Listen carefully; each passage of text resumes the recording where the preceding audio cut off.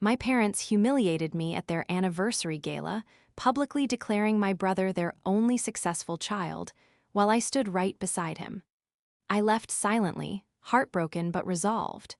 When he later begged for work, I hired him as a janitor, a secret I saved for their next boastful toast. This is where the story truly begins, and you won't want to miss what happens. Make sure you're subscribed to see it through to the end. We're always curious. Where in the world are you all watching from today? Let us know in the comments. The room was spinning, or perhaps it was just the sudden rush of blood leaving my head. I remember gripping the stem of my champagne flute so hard I thought the crystal might actually snap in my hand, sending shards of glass into my palm.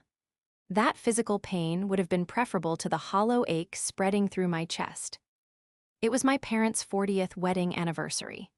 The venue was exquisite, a ballroom I had quietly paid the deposit for, though nobody knew that. The chandeliers were dripping with faux diamonds, casting a shimmering, fractured light over the faces of our extended family, friends, and neighbors. I stood near the head table, wearing a dress that likely cost more than my father's entire wardrobe, feeling like a ghost in my own life. I had been fighting a migraine all day, the kind that starts at the base of your skull and claws its way forward behind the eyes. I had almost skipped the event. My company, a logistics firm that had recently expanded into 3 new international markets, was in the middle of a critical software migration. I hadn't slept more than 4 hours a night for the past month, but I came. I showed up because I was the dutiful daughter. I was Amelia. I was the one who was always there. My father, Robert, tapped his spoon against his glass. The sharp ding-ding-ding cut through the murmur of conversation. The room fell silent. He stood up, smoothing his tie, his face flushed with wine and pride. My mother, Linda, sat beside him, beaming up at him with that adoring gaze she reserved strictly for the men in her life. "Thank you all for coming," Robert began, his voice booming without the microphone. 40 years, it's a long time to build a life, a long time to build a legacy. He paused for effect, looking around the room. His eyes scanned over me, barely registering my presence, before locking onto the man standing to my left, my younger brother, Luke. "When Linda and I look back at our greatest achievements," Robert continued, his voice thick with emotion, "we know that our hard work was worth it. We look at our son, Luke." He gestured for Luke to stand. My brother, wearing a suit that was slightly too tight and a smile that was slightly too wide, stood up and waved. He looked every bit the part of the golden boy. "Luke," my father announced, raising his glass higher. "A senior sales associate, a man making waves in the city. It brings a father such peace to know he has raised a winner. To know that, out of everything we've done, we produced at least one truly successful child who carries the family name with such prestige." The air left the room. I felt the silence physically. It wrapped around my throat, at least one truly successful child. I stood there, frozen. I was the CEO of a company that employed 400 people. I had just been featured in a regional business magazine, a copy of which I had mailed to them, and which I suspected was sitting unopened in their recycling bin. I had bought them their car. I had paid off the last chunk of their mortgage anonymously 2 years ago. But to Robert and Linda, I was just Amelia who did something with computers. Amelia, who was single at 32. Amelia, the runner-up. Luke didn't correct him. He didn't glance at me with an apology. He just basked in the applause, nodding as if he had invented the concept of success himself. My mother clapped the loudest, her eyes misty. I looked at them, my father, puffed up with arrogance, my mother, blind in her devotion, and Luke, soaking up the unearned glory. The migraine spiked, a blinding flash of pain that nearly buckled my knees. I didn't make a scene. I didn't throw my glass. I didn't scream that my net worth was 10 times what Luke would make in a lifetime. I simply set my glass down on the white tablecloth. It made a soft thud that no one heard over the applause. I turned my back on the head table, walked through the cheering crowd, and pushed through the heavy double doors into the cool night air. As the heavy doors swung shut, muffling the sound of my family celebrating my brother's mediocrity, I realized something terrifying. The betrayal wasn't just that they didn't respect me. The betrayal was that they didn't even see me. And that realization hurt worse than the diagnosis of the stress-induced ulcers I'd received just a week prior. The valet looked concerned when he brought my car around. I must have looked like a wreck. Kay pale, shaking, possibly on the verge of fainting. "Are you all right, ma'am?" he asked as he held the door open. "I'm fine," I lied, my voice sounding brittle to my own ears. "Just a headache." I drove home in silence. No radio, no podcasts, just the hum of the tires on the asphalt and the rhythmic thweep-thweep of the windshield wipers as a light rain began to fall. The drive gave me time to think, which was dangerous. Usually, when my parents cut me down, I would go home and cry. I would call a friend and vent. I would try to rationalize it. They're old-fashioned. They don't understand the tech industry. Luke needs the validation more than I do. But not tonight. Tonight, the tears didn't come. Instead, a cold, hard stone settled in my stomach. I parked in the driveway of my house, a modern, sprawling glass and stone structure that I loved and which my mother had visited exactly once. She had called it cold and asked why I needed so much space if I didn't have a husband to fill it. I walked into the kitchen and poured myself a glass of water. My phone buzzed on the counter. It was a text from Luke. "Luke, where'd you go? Mom's asking why you left before the cake. Kind of rude, aim." I stared at the screen. Kind of rude. I didn't reply. I deleted the thread. The next few weeks were a blur of work, which was my sanctuary. At the office, I wasn't the disappointing daughter. I was the boss. I was the architect of complex supply chains. I commanded respect not because of my gender or my birth order, but because I was good at what I did. I threw myself into the software migration. I worked 16-hour days. I stopped calling my parents on Sundays. They didn't notice. In fact, the only time I heard from them was 3 weeks later, when my mother called to tell me about Luke's new apartment. "It's just gorgeous, Amelia," she gushed over the phone while I signed payroll authorizations. "It has a view of the river. Of course, the rent is high, but with Luke's commissions, well, you know how well he's doing." "That's great, Mom," I said, my voice flat. "I have to go, I have a meeting." "Always working," she sighed. "You should ask Luke for some tips on work-life balance. He always makes time for us." I hung up. It was infuriating, but it was also clarifying. They were living in a fantasy world where Luke was the tycoon and I was the struggling spinster. Then, about 2 months after the anniversary party, the cracks started to show. I was at a charity luncheon for local business owners. It was the kind of event where everyone wears name tags and exchanges stiff handshakes. I was there to represent my company, Helix Logistics. I was standing near the buffet when I overheard 2 men talking. One of them was the regional director for the sales firm Luke worked for. I recognized him from Luke's social media posts. "Had to let him go," the director was saying, shaking his head. "Nice kid, plenty of charm, but he couldn't close a door, let alone a deal. And the expense reports? A nightmare. We're still auditing the last quarter." My ears perked up. I froze, hovering over a tray of mini quiches. "Who was it?" the other man asked. "Luke," the director said. "Luke last name. Shame, he talked a big game." I quietly moved away, my heart pounding. Luke had been fired for incompetence and questionable expenses. I waited for the family group chat to blow up. I waited for the panicked call from my mother. I waited for Luke to ask for a loan. Days passed, then weeks. Nothing. On social media, Luke was posting photos of business lunches, which I now realized were just solo lunches and captions about the grind. My parents were still commenting, "So proud," and "keep it up." He hadn't told them. He was lying to them.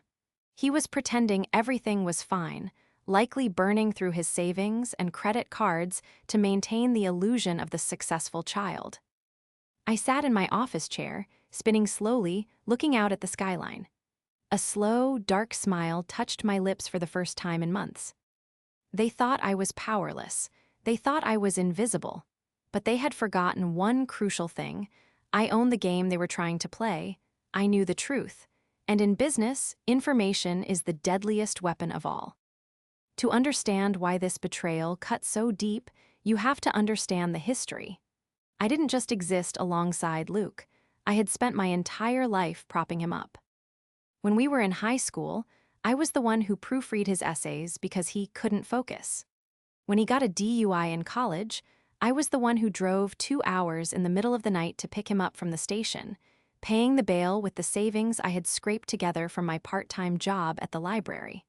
I never told our parents. I let them believe his lie that he had lost his wallet and needed cash. I had spent decades catching him before he hit the ground, purely because I loved him. I wanted him to succeed. I thought we were a team against the world, or at least against the high expectations of our parents. But the dynamic shifted 6 months ago when Vanessa entered the picture. Vanessa was Luke's fiancée. She was beautiful in a very curated, sharp-edged way, always perfectly manicured, perfectly highlighted, and perfectly condensing. She worked as an influencer consultant, which, as far as I could tell, meant she spent a lot of time taking photos of her brunch and telling other people how to look rich. She had identified the power dynamic in our family immediately. She saw that Robert and Linda worshipped Luke, and she leaned into it. She fed their ego. She called my father sir, with a breathless reverence, and complimented my mother's cooking as if it were Michelin star quality. And she treated me like the hired help. I remember the first time I met her. Luke brought her to a family barbecue. I was in the kitchen, helping my mother prep the salads because, as usual, the men were talking business outside. Vanessa breezed into the kitchen, holding an empty wine glass. "Oh, Amelia, be a dear and top this off," she asked, thrusting the glass toward me without making eye contact. She was busy looking at her reflection in the microwave door. I poured the wine. "So, Vanessa, Luke tells me you're in marketing." She laughed, a tinkling, condescending sound. "Oh no, sweetie, I build brands. It's a bit more complex than just marketing. It's about lifestyle curation." She took a sip and looked me up and down. "Luke says you do data entry or something. That must be relaxing, low stress." "I own a logistics firm," I corrected her gently. "We handle supply chain management for." Right, computers," she waved her hand dismissively. "That's good for you. It's important to have a little hobby to keep you busy until you settle down." My mother, who was chopping cucumbers nearby, chimed in. "Yes, Amelia works very hard at her office, though we keep telling her a career isn't everything. Vanessa, did you see the ring Luke picked out? He has such impeccable taste." Vanessa beamed, flashing the diamond that I knew Luke had put on a credit card with an obscene interest rate. "He really does. He's going to take such good care of me. It's so rare to find a man who is truly a provider these days." She shot me a look then. It was brief, but it was lethal. It was a look that said, "I know you're the loser here. I know I've won the prize, and I'm going to make sure everyone knows it." From that day on, Vanessa was the architect of my isolation. She whispered in Luke's ear. She encouraged him to skip my birthday dinner because they had reservations at that new exclusive spot. She was the one who nodded vigorously when my father made jokes about my spinsterhood. She was the one driving the golden child narrative because her entire lifestyle depended on Luke being the success story. If Luke failed, Vanessa's image failed. So when I found out Luke had lost his job, I knew who the real enemy was. It wasn't just my brother's incompetence, it was Vanessa's ambition. She wouldn't let him confess to our parents. She would force him to lie, to dig a deeper hole, just to keep the provider narrative alive. They were a dangerous pair, a desperate liar and a ruthless climber, and they were about to walk right into my world. It was 3 months after the anniversary party when my office phone rang. My executive assistant, Sarah, buzzed me. "Amelia, there's Mr. Luke here to see you. He doesn't have an appointment, but he says he's your brother. He says it's an emergency." I swiveled my chair around, facing the door. I had been expecting this call, though I hadn't expected him to show up in person. The desperation must have been at a breaking point. "Send him in," I said, my voice calm. I straightened my blazer.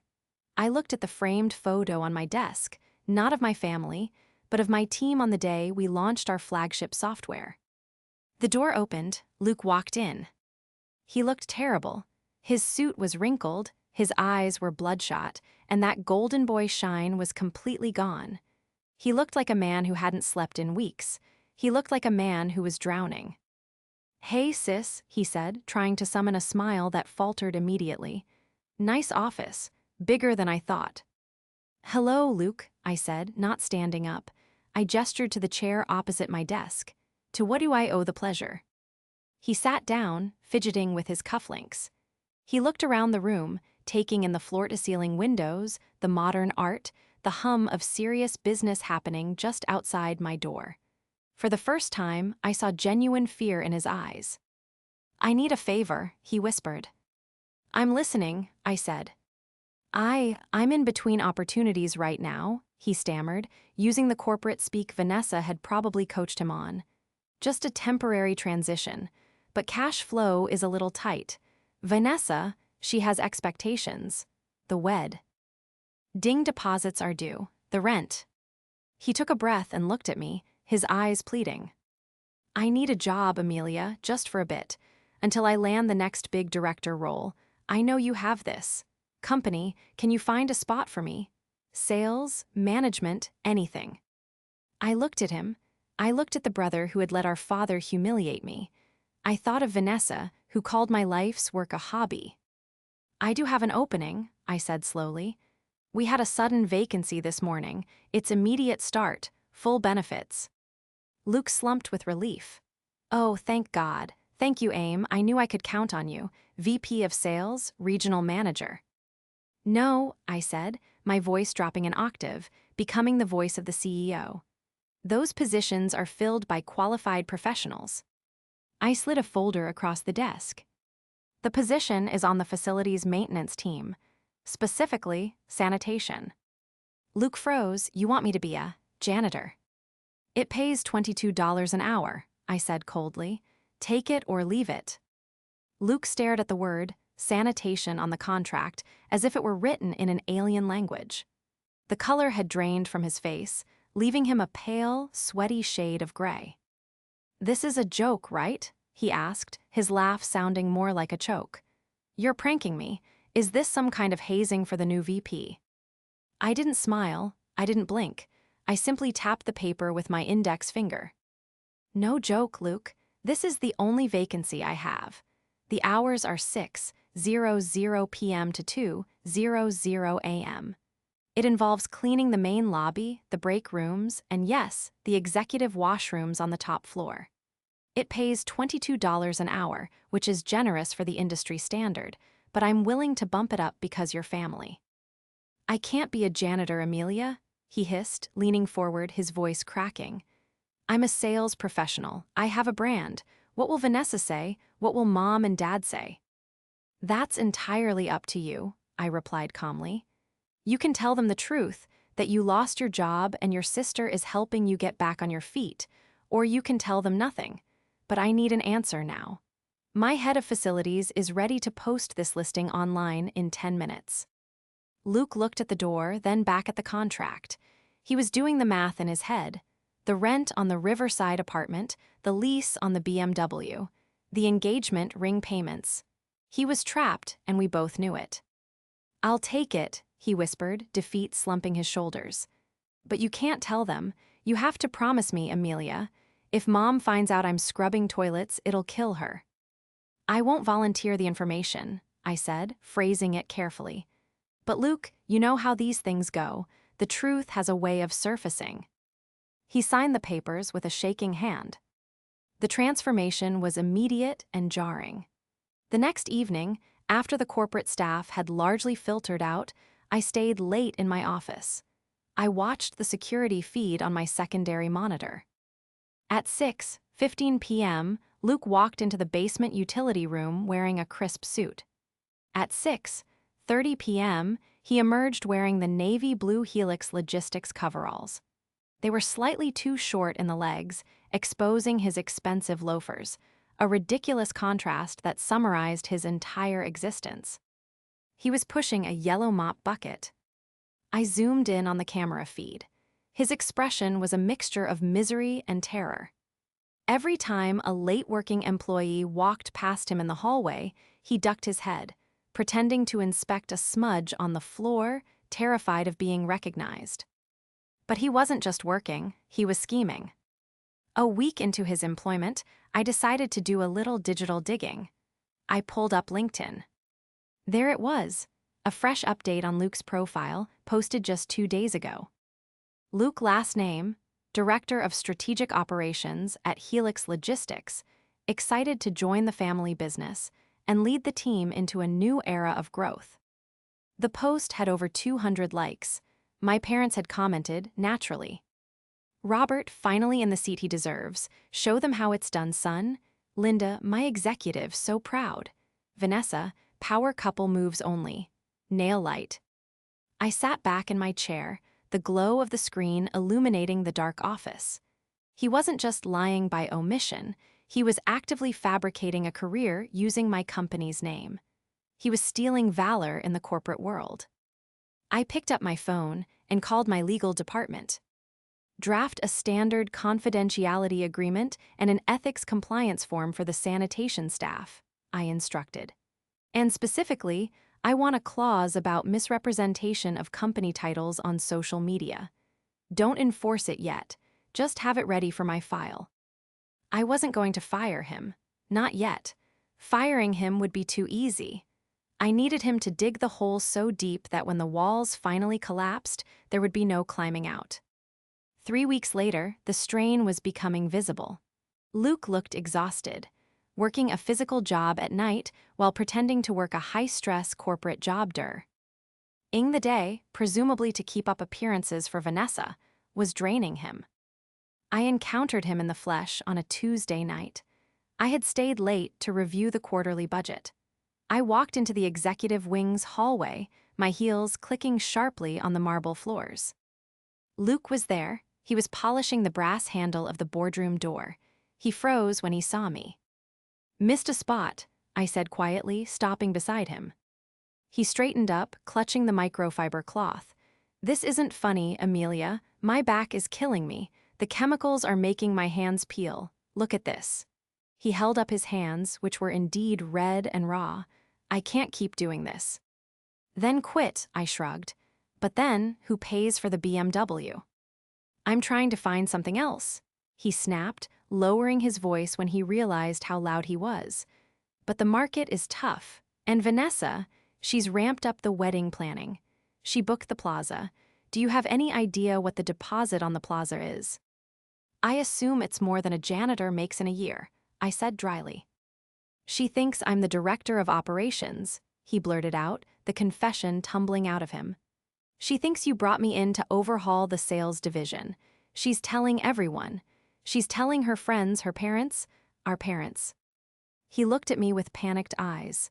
"You have to back me up, Aim, just for a little while, just until I get back on my feet. If she finds out I'm the janitor, she'll leave me." I looked at my brother, a 30-year-old man terrified that his fiancée would leave him if he stopped being an ATM. "If she leaves you because you lost a job, Luke, she doesn't love you," I said, a rare moment of genuine sisterly advice breaking through my anger. "You don't understand," he sneered, his face twisting back into defensive arrogance. "People like us, successful people, we have standards. Vanessa has standards. You wouldn't get it because you're happy being alone." The sympathy evaporated instantly. The successful people comment. Even while wearing a janitor's jumpsuit, standing in the hallway of the building I built, he still believed he was above me. "Get back to work, Luke," I said, my voice ice cold. "The executive washroom on the north side is out of paper towels. Fix it." I walked away, leaving him fuming. The real test came 2 days later. My receptionist called me, her voice hushed. "Amelia, there's a woman here to see you. A Vanessa. She says she's here to have lunch with the director of operations, but we don't have anyone listed under that title. She's insisting she's in the right place. My heart rate spiked. This was it. Send her up to my office, I said, and tell security to hold Luke in the basement. Do not let him come up to the lobby. Vanessa swept into my office 5 minutes later. She looked immaculate in a white power suit that probably cost $3,000. She held a designer takeout bag. Amelia, she chirped, looking around my office with a critical eye. Cute space. A little industrial, but I guess that fits the brand. Hello, Vanessa, I said, not looking up from my laptop. To what do I owe the visit? I'm here to surprise Luke for lunch, she said, setting the bag on my conference table without asking. He's been so busy with the new promotion. He says he's basically running the place for you. It's so sweet of you to finally admit you needed his help. I told him, Luke, go in there and save that company. I stared at her. The audacity was breathtaking. She truly believed that I, the founder, needed her unemployed fiancé to save my multi-million-dollar corporation. Luke is unavailable, I said. He's currently deep in the trenches, dealing with some very messy situations in the sanitation department. Oh, delegating to the lower staff? She laughed. Good for him. He needs to learn to crack the whip. Well, just tell him I stopped by. And tell him my mother expects you both for dinner next Saturday, a little celebratory family gathering. She walked to the door, then turned back, her eyes narrowing. You know, Amelia, she said, her voice dropping to a conspiratorial whisper. It's really big of you to step aside and let Luke take the lead. Not many sisters would be secure enough to let the brother be the star. It suits you, being in the background. She smiled, a shark showing its teeth, and left. I sat in the silence she left behind. My hands were shaking, not from fear but from rage. Step aside. Background, star. She had just handed me the detonator. Dinner next Saturday, I whispered to the empty room. Perfect. The week leading up to the celebratory dinner was a study in psychological warfare. My parents called me incessantly. We are just so relieved, my mother said on Tuesday. We were worried about Luke for a while there with his old job, but now, director of operations. Amelia, why didn't you tell us you were giving him such a huge responsibility? IW. Anteed it to be a surprise, I said, my voice neutral. Well, Robert is just over the moon, she continued. He's been telling the guys at the golf club that Luke is finally taking over the family legacy. He says it's good to have a man at the helm of the company. You know how he worries about you handling the stress. I gripped the phone so hard the plastic creaked. Taking over, a man at the helm. I know, Mom, I said. Dad has always had strong opinions. We're going to make a big toast at dinner, she promised. You make sure you're there on time, don't be late with work. This is Luke's night. I wouldn't miss it for the world, I replied. Meanwhile, at the office, the investigation into Luke's performance was complete. I had the shift supervisor, a no-nonsense man named Gary, send me a full report. It was damning. Employee, Luke last name position, janitorial staff incidents. 1. Consistently late for shift, start 4 times in 2 weeks. 2. Caught sleeping in the break room, supply closet. 3. Refusal to clean the second-floor men's room due to unacceptable odors. 4. Rude behavior toward security staff. I printed the report. Then, I went to the HR server and printed his signed employment contract. The one clearly stating job title, custodian/sanitation engineer, and hourly rate, $22. I also printed a screenshot of his LinkedIn profile claiming to be director. I placed these 3 documents in a sleek, black leather folder. On Friday night, the night before the dinner, I went down to the loading dock where the janitorial staff clocked out. Luke was there, looking like a zombie. He had bleach stains on his cuffs. Big dinner tomorrow, I said, leaning against the wall. Luke jumped. Jesus, Amelia, don't sneak up on me. Are you ready? I asked. Yeah, he wiped sweat from his forehead. Look, about tomorrow, Dad is going to make a speech. Just, please, let him have this. Let me have this. I'm applying for other jobs. I have an interview next week. I'll be out of your hair soon. Just nod and smile, okay? You want me to lie to them, Luke? I want you to be a sister, he shouted, his voice echoing in the concrete bay. For once in your life, stop being the CEO and just be my sister. Protect me. That's what family does. Family respects each other, I countered. Family doesn't introduce their sister as a failure at her own party. Family doesn't let their fiancé belittle the person paying their bills. Vanessa is just spirited, he muttered. She's a bully, Luke, and you're a coward. He stepped toward me, his face red. You're jealous, that's what this is. You're jealous that even when I'm mopping floors, they love me more than you. You can buy the building, Amelia, but you can't buy their pride. I'm still the son. The silence that followed was heavy and absolute. He had said the quiet part out loud. He knew it. He banked on it. He was weaponizing their favoritism against me, convinced that I was so desperate for their love that I would swallow any indignity just to keep the peace. He was wrong. You're right, Luke, I said softly. I can't buy their pride, but I can certainly clarify what they're proud of. I pushed off the wall and walked away. What does that mean? He called after me, a hint of panic returning to his voice. Amelia, what does that mean? I didn't look back. I went straight to my car, the black leather folder tucked safely in my bag. The drive home was strange. I felt a sense of calm I hadn't felt in years. It was the calm of a soldier who has finished cleaning their rifle and is simply waiting for dawn. I arrived home and laid the outfit for tomorrow on my bed, a sharp crimson-red dress, armor. I reviewed the plan. The dinner, my parents' house.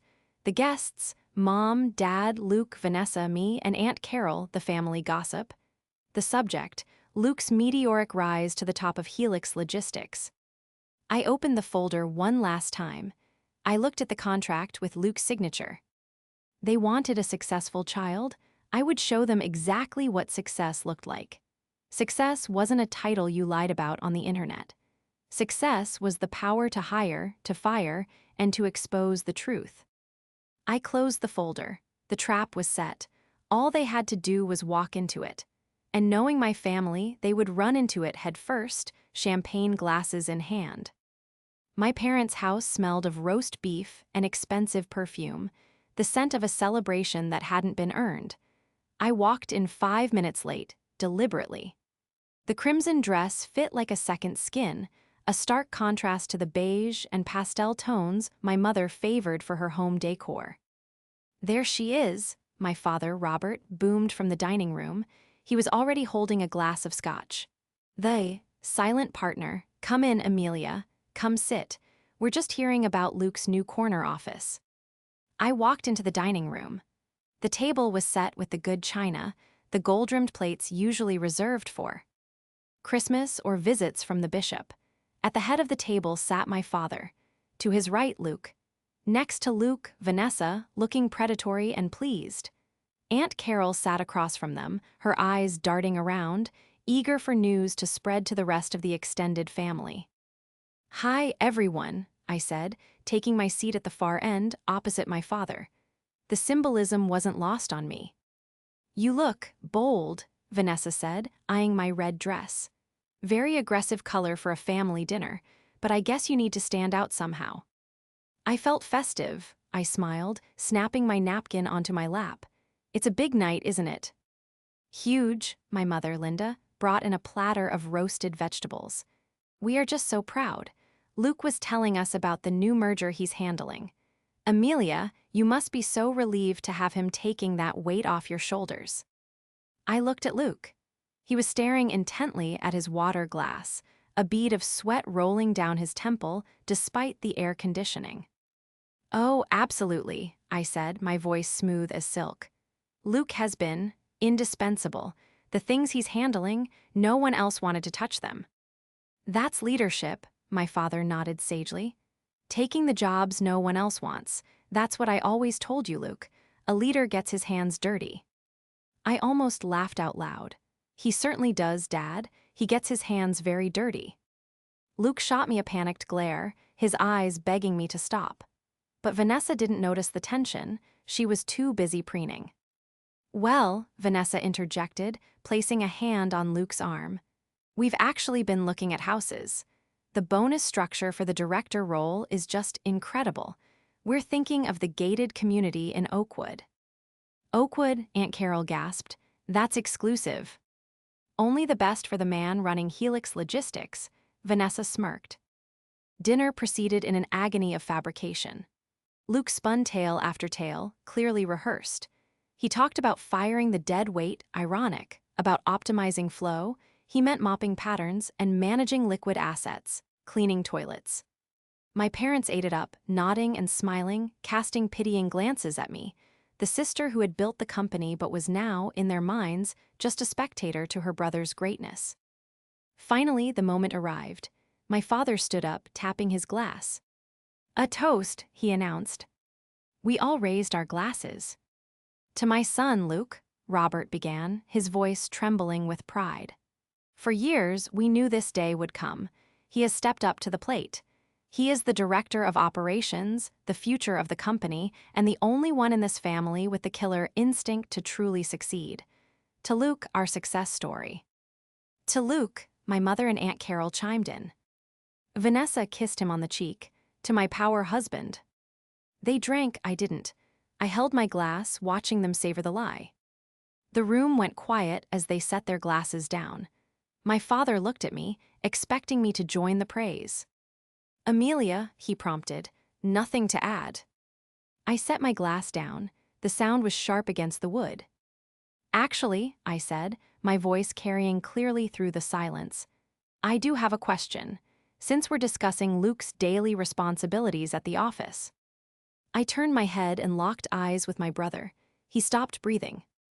I smiled, a sweet, venomous curve of the lips. How is he enjoying cleaning the executive bathrooms? The silence that followed wasn't just quiet, it was a vacuum. It sucked the air out of the room. My mother blinked. What? The executive bathrooms, I repeated, enunciating every syllable. On the top floor, the ones with the marble counters. I noticed the north stall was out of paper towels on Tuesday. Did you get around to restocking that, Luke? Or were you too busy restructuring the sales team? Vanessa let out a sharp, incredulous laugh. What is she talking about? Amelia, you've had too much wine. That's not funny. I haven't had a drop, I said. I reached into my bag and pulled out the black leather folder. I slid it across the long table. It spun perfectly, coming to a stop right in front of my father. Open it, I commanded. Amelia, this is enough, my father growled, his face turning purple. Stop trying to humiliate your brother just because you're jealous. Open it. My father's hand shook as he opened the folder. The first thing he saw was the photo I had printed from the security feed. Luke, in the blue janitor's jumpsuit, pushing a yellow mop bucket past the reception desk at 11:00 p.m. My father stared at the image. He couldn't process it. What is this? He whispered. Keep reading, I said. The next page is his employment contract, signed by him 3 weeks ago. My father flipped the page. He read aloud, his voice barely audible. Position, sanitation engineer, facilities team, hourly rate, $22. That's a lie, Luke suddenly shouted, jumping up so fast his chair fell backward with a crash. She forged it. She's trying to sabotage me. Sit down, Luke, I said, not raising my voice. Or I'll play the audio recording of you begging me for the job because you were broke and terrified Vanessa would leave you. Vanessa slowly turned her head toward Luke. The adoration was gone, replaced by a look of dawning horror and absolute disgust. You're a janitor, she whispered. It's a temporary thing, Luke stammered, reaching for her hand. She recoiled as if he were contagious. Baby, listen, I'm consulting. I'm analyzing the company from the ground up. It's an undercover boss thing. He cleans the toilets, Vanessa, I cut in, ruthless. From 6:00 p.m. to 2:00 a.m. He was fired from his sales job 4 months ago for incompetence and expense fraud. He has zero savings. The deposit for the plaza? He can't afford a deposit on a pizza. Vanessa stood up. She looked at the contract on the table, then at the photo of Luke in the jumpsuit. Her face hardened into a mask of pure fury. "You told me you were a director," she hissed. "You told me you were buying the house in Oakwood. You let me tell my mother we were merging our families." "We can still," Luke started. "You are a liar," she spat, "and you are broke." She grabbed her purse. She didn't look at me. She didn't say goodbye to my parents. She simply walked out of the dining room. We heard the front door slam a moment later. The sound echoed like a gunshot. Luke stood there, swaying slightly. My mother was weeping into her napkin. Aunt Carol was staring at the photo of the mop bucket with her mouth hanging open. My father looked up from the folder. He looked old. All the bluster, all the arrogance had drained out of him. He looked at his golden child, then he looked at me. "Why?" he asked me, his voice cracking. "Why would you do this? Why would you shame him like this in front of family?" "I didn't shame him, Dad." I stood up, smoothing my dress. "You did. You stood there and told the world he was the success story while ignoring the person who actually owns the company. You wanted a successful son so badly you believed a lie rather than acknowledge the truth of your daughter." I picked up my purse. "Luke, you're fired," I added casually, "for misrepresentation of company credentials. Security will mail you your personal effects from your locker. Don't come to the building." I turned and walked out. Behind me, the only sound was my mother's sobbing and Luke trying to explain. "But Dad, I was going to tell you." I didn't look back. The fallout was swift and total. By the time I got home that night, my phone was blown up with texts from Luke, nasty, desperate, vitriolic messages blaming me for ruining his life. I blocked his number without reading past the first two. The next morning, Sunday, I sat on my patio with a cup of coffee, listening to the birds. For the first time in my life, I didn't feel the crushing weight of needing to prove myself. The illusion was broken. My father came to see me 3 days later. He didn't call first, he just showed up at my office. My assistant tried to stop him, but I buzzed him in. He stood in the middle of my office, my real office, with the panoramic view of the city, and looked around as if seeing it for the first time. He looked at the awards on the shelf. He looked at the busy floor of employees outside the glass walls. "I didn't know," he said quietly. "You didn't ask," I replied, not looking up from my monitor. "He lied to us, Amelia, for months." "And you made it easy for him," I said, finally turning to face him. "You made it so clear that you only valued status and appearances that he felt he had to lie to exist in your world. And you made it so clear that I was invisible that I had to burn the house down just to be seen." He flinched. "We never meant to make you feel invisible. We worried about you. You work so hard, you're alone." "I'm not alone, Dad," I gestured to the company around me. "I built a community. I built a legacy. You just didn't recognize it because it didn't look like the one you wanted." He stood there for a long time, twisting his hat in his hands. He wanted absolution. He wanted me to say it was okay, that we could go back to normal. "I'm sorry," he said finally. It was stiff, difficult for him. "Thank you," I said, "but apologies don't change the past. And they don't change the fact that Luke needs to grow up. If you bail him out this time, if you give him money or let him move back in, you are destroying him. Let him fail. It's the only way he'll ever actually succeed." I don't know if he listened, but I do know that Luke moved into a small studio apartment across town. Vanessa never spoke to him again.